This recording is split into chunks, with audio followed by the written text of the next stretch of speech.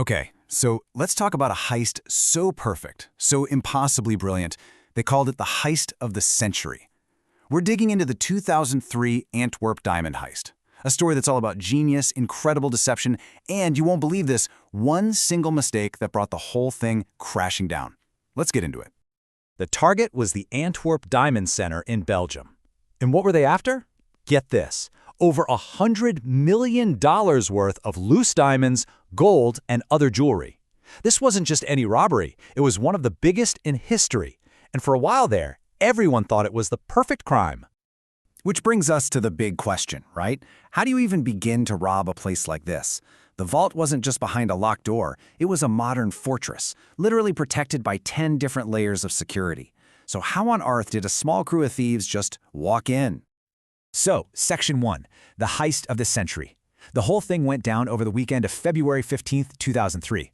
While the rest of Antwerp was just living their lives, this team was quietly and methodically taking apart the defenses of what was supposed to be one of the most secure places on the entire planet.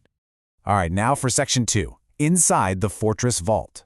To really get how amazing this heist was, you have to understand what they were up against. This vault was 2 floors underground, and its reputation was legendary. It was marketed as being totally, completely impenetrable. Let's see just how secure it really was. I mean, the level of security here was just staggering. We're not talking about a big lock on a door. The main vault door had a combination lock with 100 million possible combinations. But that was just the start. It also had Doppler radar, a seismic sensor to detect vibrations, infrared heat detectors, and a magnetic field on the door. On top of all that, there was a private security force, and the whole district was heavily guarded. It was literally something out of a movie. So, how do you beat a system like that? Well, it takes more than just guts. It takes a perfect, absolutely flawless plan. And at the center of this whole thing was one man, Leonardo Notarbartolo. He was a charismatic career thief who spent years prepping for this one job. And this wasn't some smash and grab. No way. Notarbartolo played the long game. For more than 2 years, he pretended to be an Italian diamond merchant, even renting an office in the same building he was planning to rob. This gave him completely legitimate access, letting him study everything, install a tiny hidden camera, and even mess with a sensor the day before the heist. And this is where it gets truly brilliant.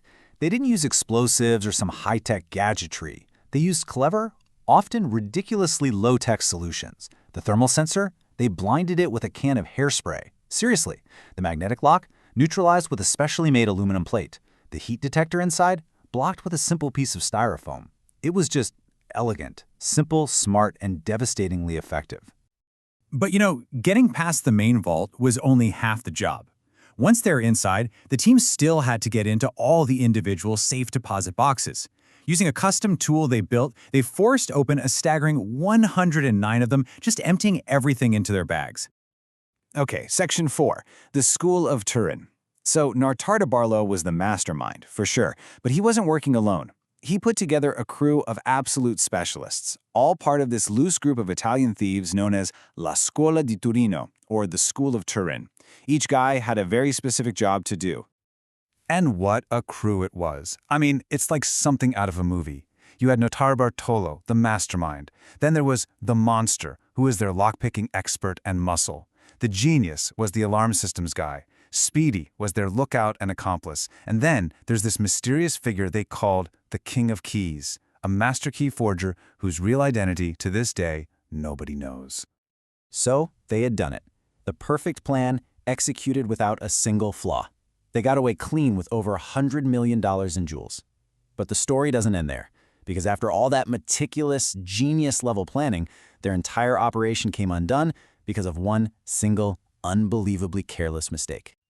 After defeating a vault with 10 layers of security, what brought them down? A bag of garbage. You heard me right. A simple bag of trash. One of the crew members, Speedy, was supposed to burn all the evidence, but instead, he panicked and just dumped the bag in the woods off a highway. A local guy found the trash, thought it was weird, and called the cops.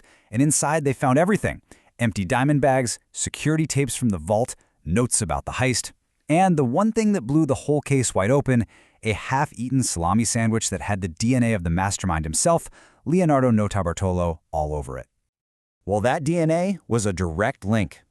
It was all the police needed. Notarbartolo and 3 other members of the crew were arrested, put on trial, and convicted. The mastermind got 10 years in prison, while his accomplices each got 5. But even with the convictions, the story wasn't quite over. In fact, this is where it gets even stranger. After he was convicted, Notarbartolo started talking, and he told a very, very different story about what he says really happened that weekend. He claimed the whole thing was an inside job. According to him, a diamond merchant actually hired them to stage the robbery. Why? As part of a massive insurance fraud scheme. He also claimed they only stole about $20 million, not the $100 million everyone was reporting. It's a fantastic twist, isn't it? A huge conspiracy. But there's one major problem with his story. A really big one, actually. The official records show that the vault itself was completely uninsured. Insurance companies had looked at its security, found flaws, and refused to even offer a policy. That fact kind of throws his whole insurance scam story into doubt. So why would he make it up? And that brings us to the biggest unanswered question of all.